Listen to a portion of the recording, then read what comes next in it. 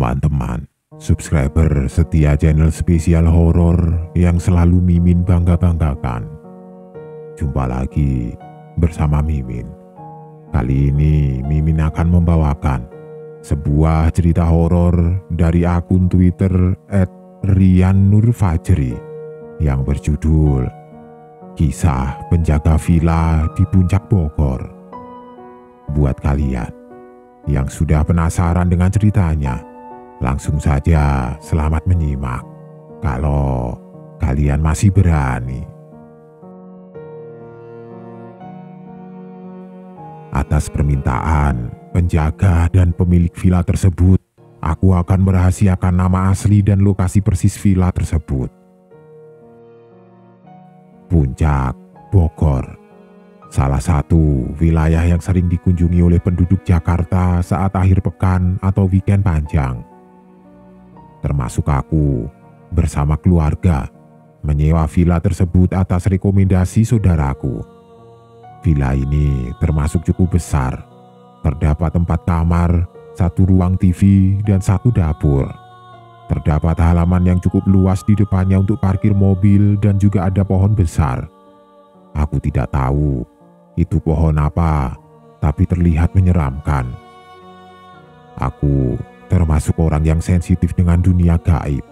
Kalau aku datang ke suatu tempat, sudah pasti akan tahu apakah banyak penghuni lainnya atau tidak.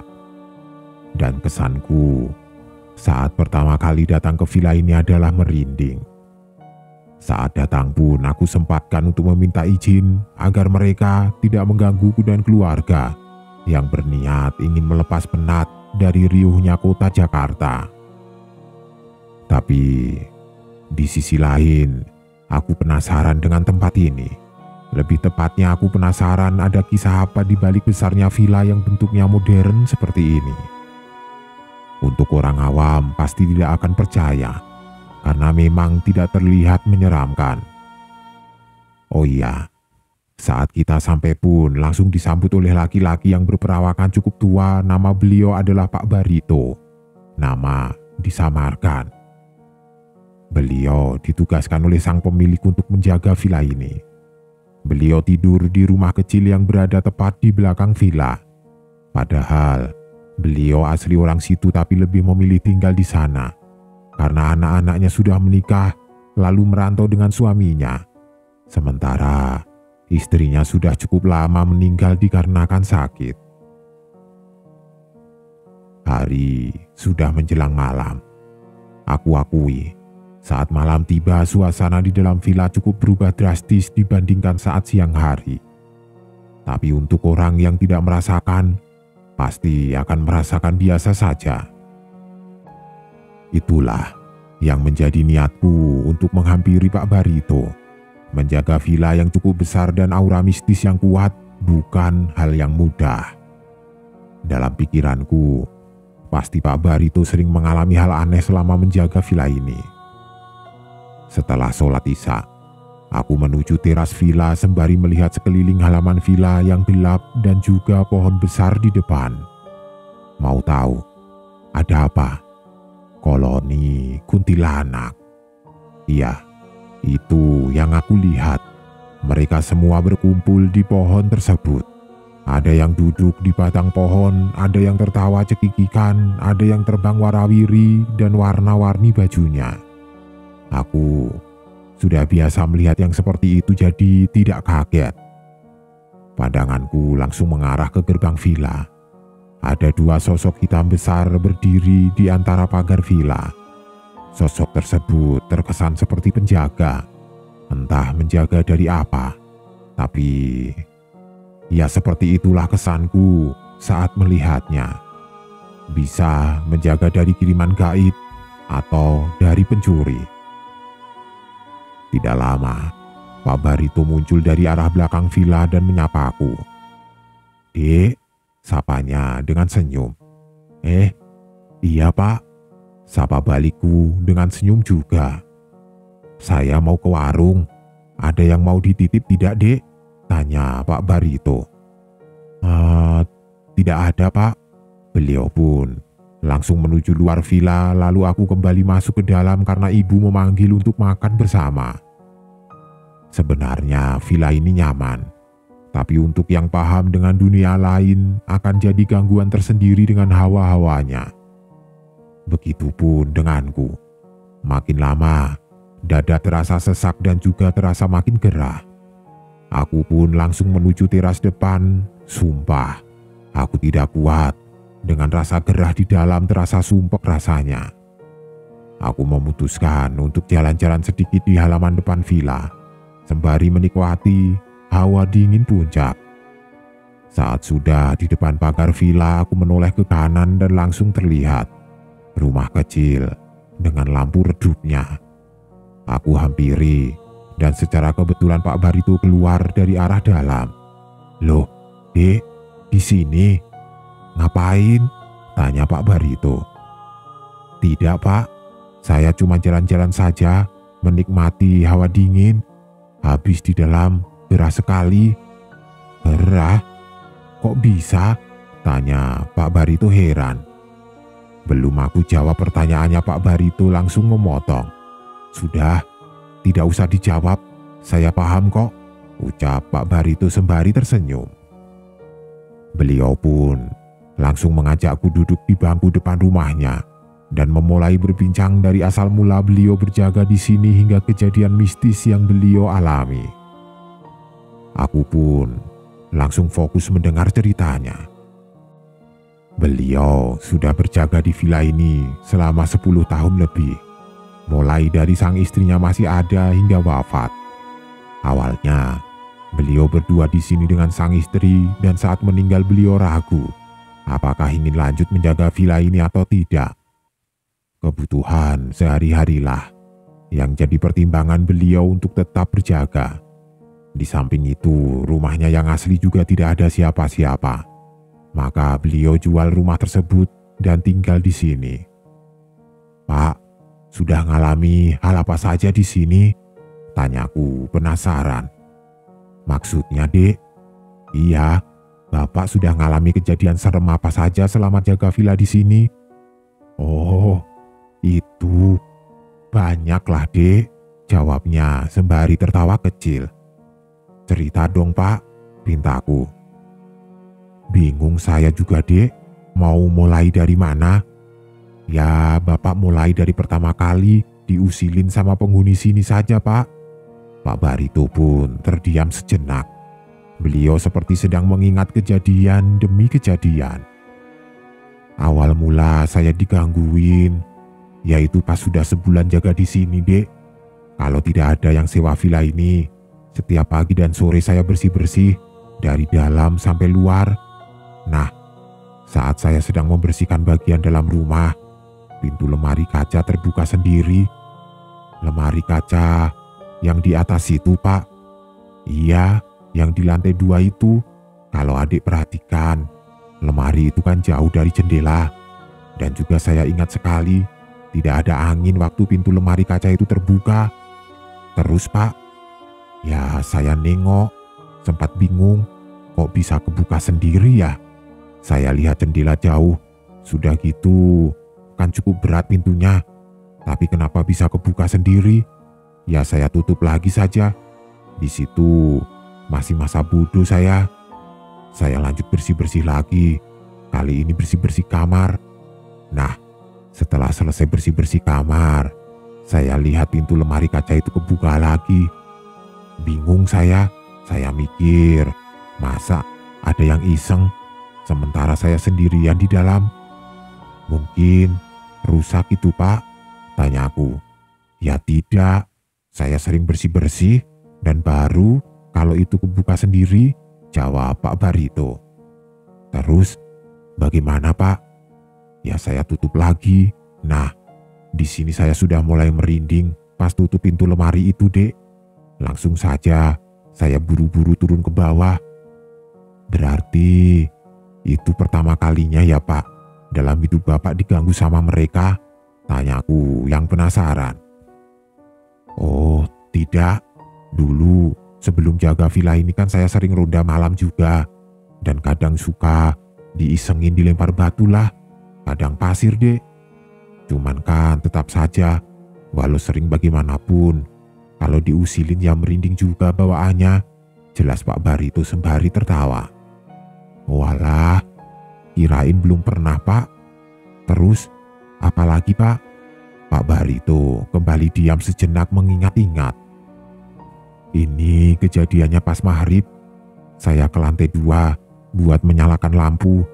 Selesai menyalakan, saya turun ke bawah. Tapi pas di tengah tangga saya mendengar bunyi ceklek begitu.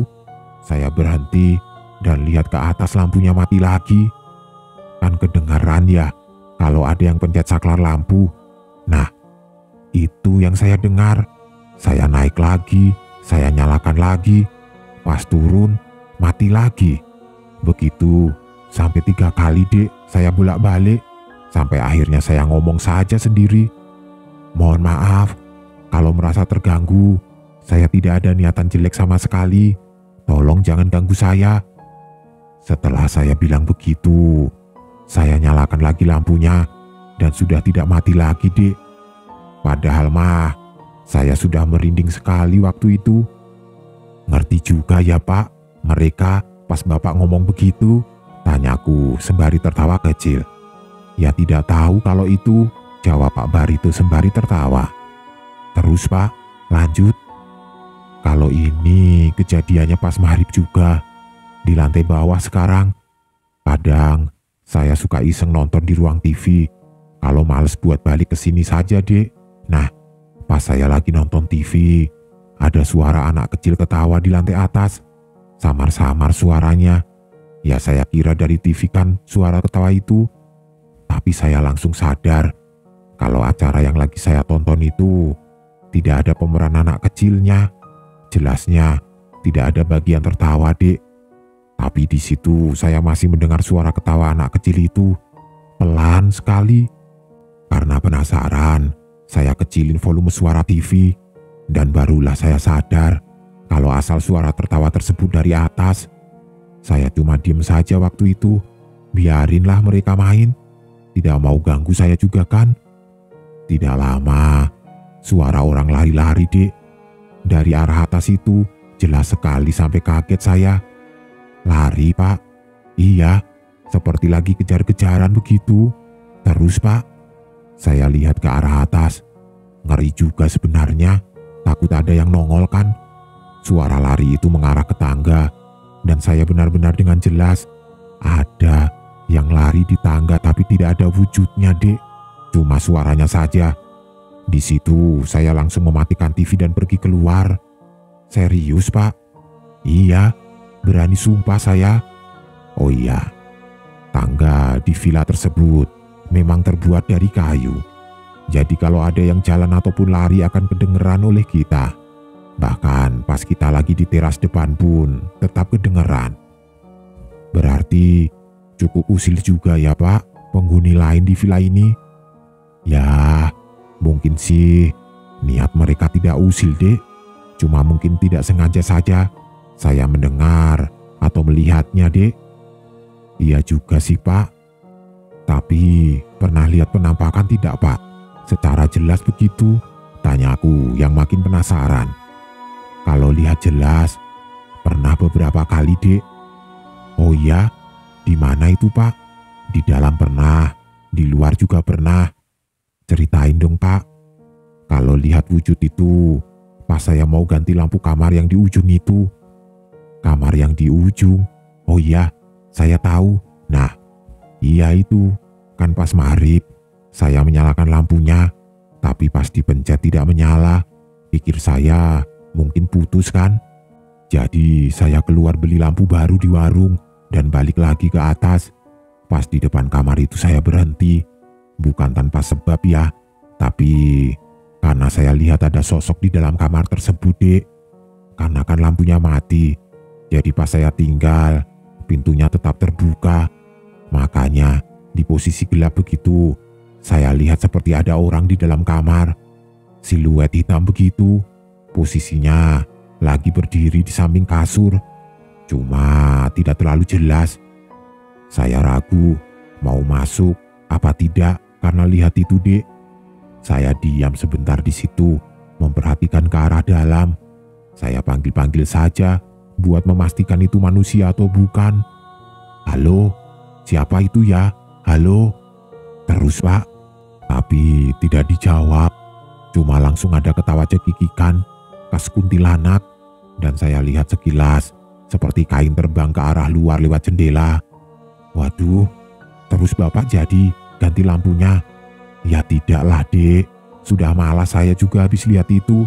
Lemes bawaannya, jadi baru saya ganti besok siangnya. Untung lagi tidak ada yang sewa vilanya. Tapi yang punya villa ini tahu tidak sih Pak, kalau Bapak suka diganggu di sini? Ya tidak Dek, ngapain juga saya cerita hal begituan ke mereka. Kenapa memangnya Pak? Begini Dek, hal seperti itu sudah pasti ada. Mau dimanapun kita mereka pasti ada.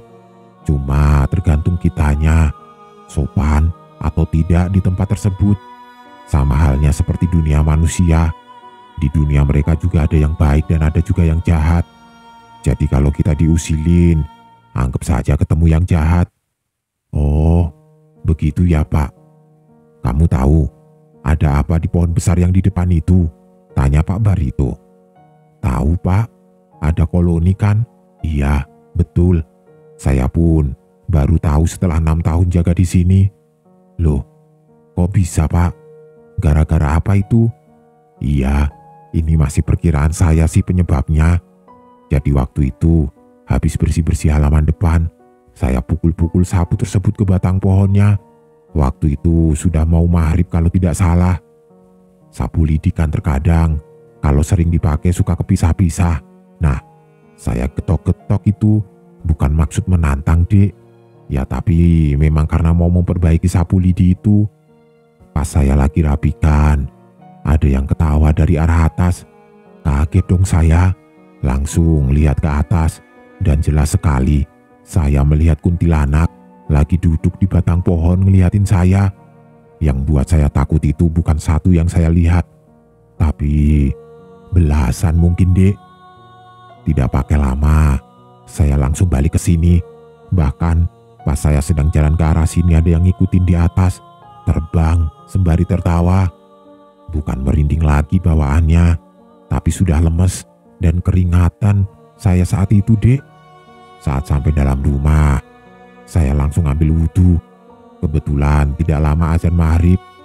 Ya memang saya salah, cuma kan memang awalnya saya tidak tahu ada yang menghuni pohon itu. Kalau tahu juga tidak akan berani saya ganggu. Iya sih Pak, saya juga lihat warna-warni loh. Iya, sekarang saya sudah terbiasa ngelihatnya. Pas pertama lihat saya juga heran, kok baju mereka beda-beda. Sementara yang kita tahu kan warna putih ya Dek. Kamu mau ngopi nggak Dek? Tidak usah Pak, tidak apa-apa terima kasih. Tidak apa-apa, sekalian buat saya juga. Beliau pun langsung masuk ke dalam untuk membuat kopi. Sementara aku di luar memperhatikan sekitar. Memang cukup aneh. Villa ini berada di sekitar rumah warga. Aku pun penasaran, apakah warga sekitar tahu atau pernah diganggu oleh makhluk-makhluk dari villa ini. Dari rumah Pak Barito, terlihat bagian belakang villa dan juga satu kamar yang Pak Barito ceritakan. Kamar yang lampunya mati. Aku pun melihat ke arah kamar tersebut. Entah kenapa pandanganku seperti terkunci seakan tidak bisa berpaling dari kamar ini. Iya, benar saja. Ada alasannya ternyata. Semakin aku fokus melihat kamar ini semakin jelas ada sosok yang berdiri melihat ke arahku dari arah jendela. Di situ seakan aku dan sosok ini seperti saling bertatapan.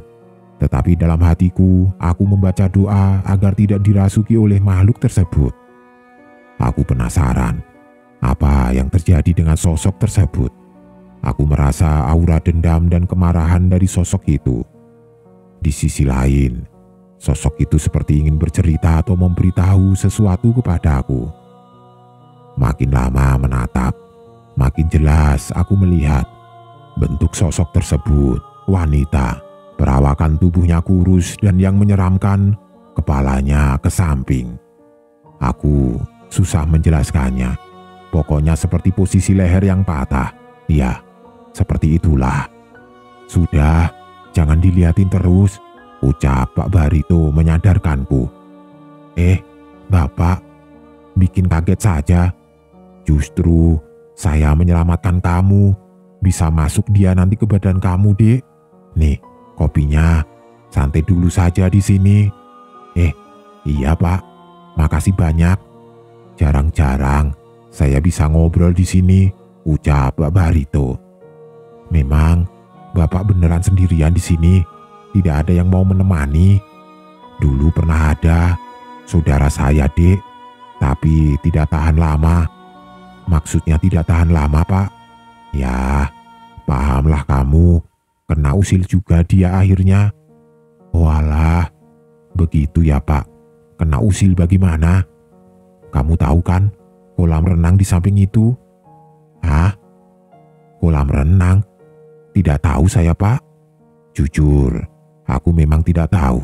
Kalau ternyata di samping sana ada kolam renang. Posisinya yang agak ke bawah jadi tidak kelihatan olehku. Itu loh, Dek, agak ke bawah sana.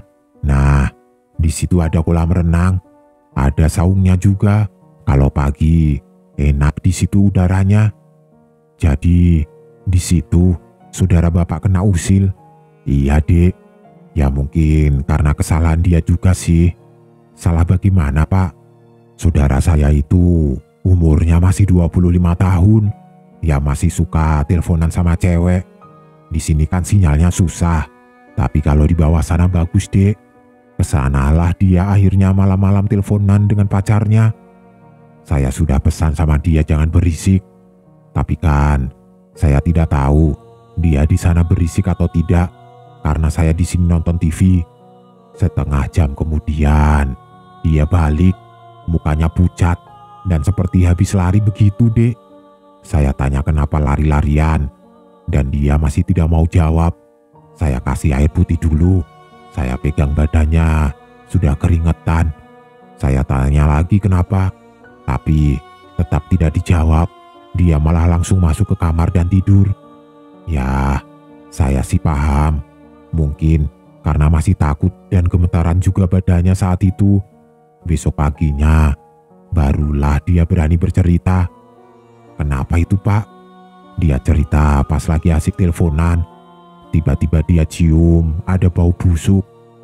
Cuma di situ masih dia cuekin. Pikirnya bau dari tempat sampah. Dia teleponan itu di saung. Pas tangan dia ke belakang. Dia merasa seperti ada sesuatu yang keras kepegang sama tangannya. Nengoklah dia ke belakang. Ternyata pas dia lihat itu adalah kepala dengan kondisi muka yang hancur, Dek. Kagetlah dia dan langsung balik ke sini. Itu kepala saja, Pak. Tanpa badannya gitu. Iya, kepala saja. Saya tanya, berisik tidak teleponannya? Dan tidak mengaku. Saya tanya terus. Dan akhirnya ngaku juga kalau dia ketawa-ketawa kenceng. Itulah kenapa akhirnya dia kena usil. Padahal kan saya sudah bilang, jangan berisik. Cuma memang susah dibilanginya, jadi kena kan. Tapi memang di sana ada apa, Pak? Atau Bapak pernah lihat juga? Iya, pernah. Kalau malam kan kadang saya suka muterin villa ini. Cek sekitar, takut ada maling. Atau kalau tidak, cek jendela, takutnya ada yang tidak ketutup. Pas di dekat kolam renang, saya lihat ada yang lagi duduk di pinggiran kolam renang. Cewek, cuma posisi dia membelakangi saya. Tapi saya tahu itu cewek karena rambutnya panjang sekali sampai tanah, Dek. Ya saya tidak mau ganggu juga kan. Saya tinggal saja. Itu sekali saja, Pak, lihatnya. Tidak, sudah 4 kali dan di posisi yang sama saya lihatnya. Apa mungkin pernah ada kejadian gitu, Pak? Di kolam renang itu sampai ada sosok di tempat yang sama. Cuma pertanyaanku ini hanya dijawab dengan senyuman oleh Pak Barito. Mungkin biar jadi rahasia maksud beliau. Berarti karena itu saudara Bapak pulang. Iya, dan dia tidak mau balik lagi ke sini, ucap Pak Barito sembari tertawa. Nah, itu pelajaran buat kita. Sopanlah kalau kita berada di tempat yang baru karena kita tidak tahu mereka terganggu atau tidak. Tapi Pak, saya penasaran dengan yang di kamar itu, yang saya lihat tadi. Oh, yang itu. Saya mau ceritakan, tapi tolong dirahasiakan ya, tempat dan nama saya kalau mau cerita ke orang lain. Oh, iya jelas Pak. Saya janji. Sosok yang ada di kamar itu adalah orang yang pernah gantung diri di kamar tersebut. Aku yang mendengar ucapan Pak Barito pun langsung kaget karena posisi kamarku bersebelahan dengan kamar tersebut. Gantung diri bagaimana Pak? Jadi 3 tahun yang lalu seingat saya pernah ada segerombolan anak muda menyewa villa ini untuk 1 minggu. Yang saya tahu mereka semua berasal dari Tangerang. Tiap malam saya mendengar mereka berisik tertawa, bernyanyi dan teriak-teriak tidak jelas. Ya saya tidak bisa melarang juga kan. Tapi saya juga tahu resikonya kalau terjadi sesuatu karena mereka sangat berisik di sini. Sampai akhirnya malam kelima terjadilah kejadian yang tidak saya harapkan. Saya lupa jam berapa malam itu. Cuma ya pasti tengah malam. Saat itu saya sudah tidur, tiba-tiba terbangun karena mendengar suara teriakan cewek dari arah dalam villa. Bahkan karena teriakannya tersebut membuat beberapa bapak-bapak yang sedang ronda datang ke sini, Dek. Nah, saya langsung bangun dan lari ke arah dalam villa. Tapi sepi di lantai bawah. Saya langsung naik ke atas dan terlihat mereka sedang berkumpul di depan kamar tersebut. Saya langsung tanya, ada apa ribut-ribut teriak-teriak tengah malam begini? Dan pandangan saya langsung mengarah ke dalam kamar. Ada tubuh manusia yang sudah menggantung di sana. Sesosok perempuan. Saya tidak tahu apa motif dan penyebab dia gantung diri. Tapi yang saya dengar dari kepolisian, karena pacarnya ketahuan selingkuh dengan cewek lain, Dek. Akhirnya dia nekat gantung diri. Pantas saja saya lihat posisi kepalanya itu miring ke kanan, posisi seperti leher patah begitu. Iya, mungkin karena gantung diri itu penyebabnya, hingga arwahnya tidak tenang dengan kondisi seperti itu. Itulah kenapa kamu kan masih muda. Jangan berpikiran pendek. Masalah cinta itu hal biasa. Kita akan ditemukan oleh jodoh di saat mental kita sudah terbentuk dari rasa sakit akibat pengkhianatan dan kekecewaan. Sekarang, kamu lihat sendiri kan, akibat dari pendeknya pemikirannya dan sekarang menyesal karena sudah mengakhiri hidupnya. Ada aura penyesalan kalau kita lihat sosok itu. Sampai kiamat, dia akan tetap seperti saat terakhir masa hidupnya. Iya sih Pak. Cuma yang kasihan juga sebenarnya melihat kondisi sosok tersebut ya Pak. Iya, tapi kita tidak bisa berbuat apa-apa kan. Terus, bagaimana akhirnya anak-anak itu Pak? Ya mereka pulang setelah ditanya-tanya sama polisi. Kalau tamu memang sering kena usil juga ya Pak? Tanyaku penasaran. Cukup lumayan sering. Sebenarnya tergantung tamu itu sendiri. Kalau mereka sopan saat datang, ya tidak akan kena usil. Sayangnya banyak yang tidak tahu akan hal itu, ujar Pak Barito. Pernah ada tamu yang sore datang lalu malamnya sudah pulang. Kok bisa Pak? Iya, mereka sepasang muda-mudi. Saya sih tidak berprasangka buruk ya. Tapi kalau sampai diganggu begitu parah, pasti melakukan hal-hal yang tidak-tidak. Memang mereka ngalami apa saja Pak? Jadi waktu itu sudah mau jam 9 malam. Kondisi juga hujan lumayan deras. Saya lagi di dalam, sedang nonton TV. Tiba-tiba ada yang ngetuk pintu rumah saya dan saat saya buka, ternyata laki-laki yang sewa villa. Saya tanya ada apa? Kok kesini malam-malam? Dan duduklah kita berdua sebentar di sini, ngobrol gitu. Cuma sendiri Pak. Ceweknya? Saya tidak tahu di mana. Tapi sepertinya sih nunggu di mobil, karena saya lihat mobilnya sudah di depan pagar dengan kondisi menyala lampunya. Oh, begitu. Terus Pak, pas duduk, baru dia tanya-tanya dan cerita. Dia tanya, memang villa ini angker. Ya saya jawab, mau dimanapun kita pasti ada makhluk halus. Saya tanya lagi, kenapa memangnya? Jadi, pas sore saat mereka datang, mereka langsung masuk kamar dan mandi. Menjelang maghrib, ceweknya lagi masak di dapur tiba-tiba teriak. Lalu cowoknya datang dan tanya ada apa. Katanya pas lagi masak, pintu kulkas yang atas terbuka sendiri. Lalu mangkok yang mau dipakai geser sendiri juga. Teriaklah ceweknya pas lihat itu. Di situ cowoknya coba nenangin. Mungkin cuma halusinasi, begitu katanya. Saat itu ceweknya masih ngangguk saja. Lanjut masak dan makanlah mereka berdua di depan ruang TV. Saat mereka sedang makan, pintu kamar di atas terdengar seperti ada yang ngebanting. Seperti kamu lagi marah dan masuk kamar dengan banting pintu.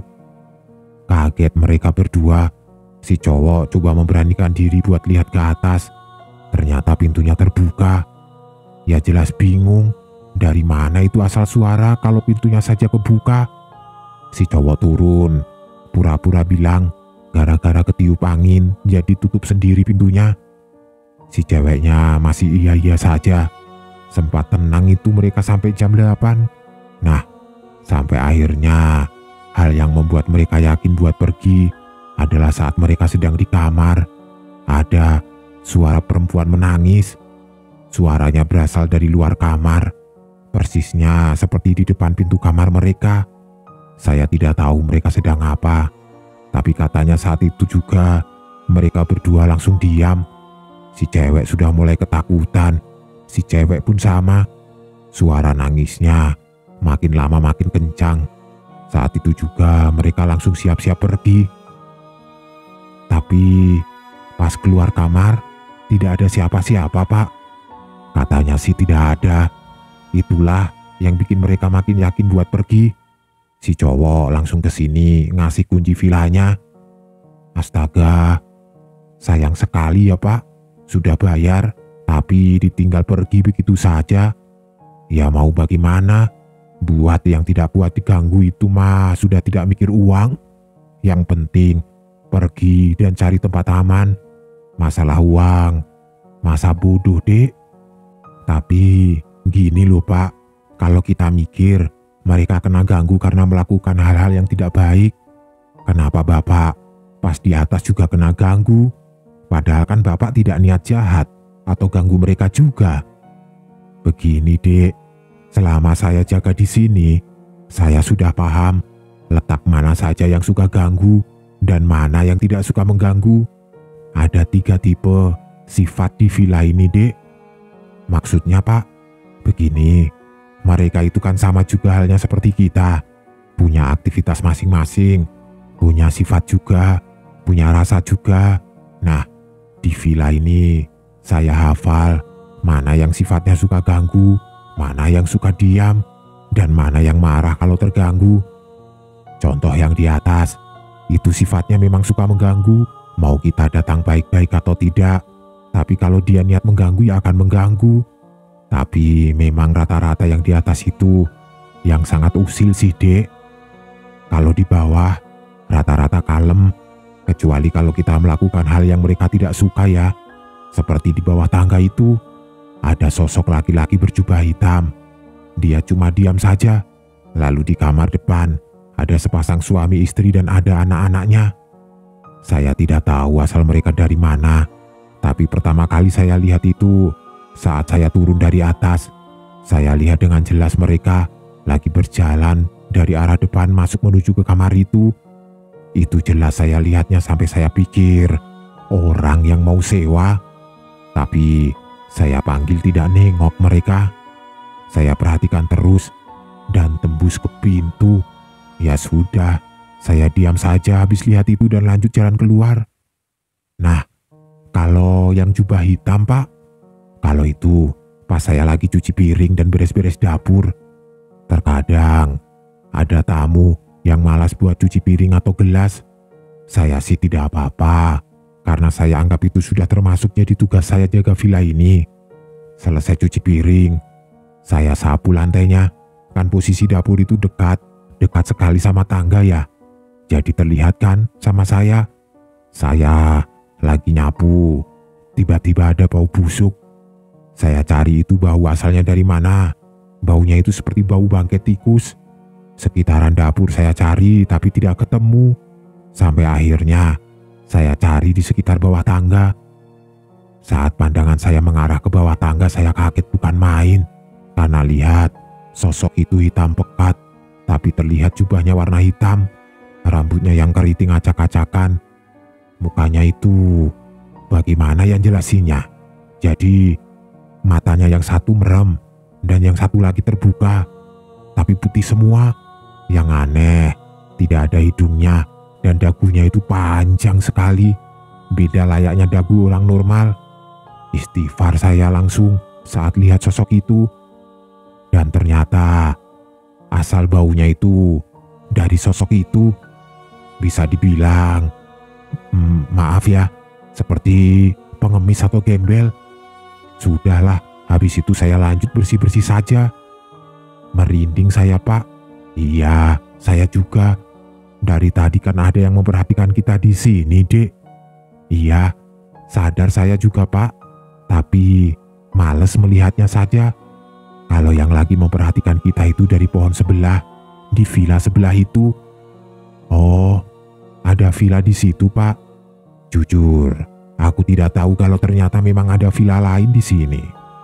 Ada, dan itu sudah lama kosong. Tidak laku-laku, Dek. Oh alah, pantas saya tidak tahu.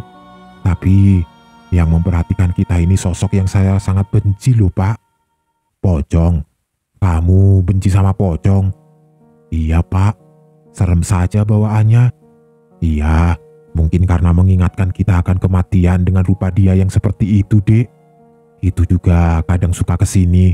Suka di pohon depan juga. Malah pernah saya lihat ada 2 terbang di atas kepala saya marip-marip. Serius, Pak? Iya, minggu kemarin. Ngeri sekali ya, Pak. Bukan ngeri lagi.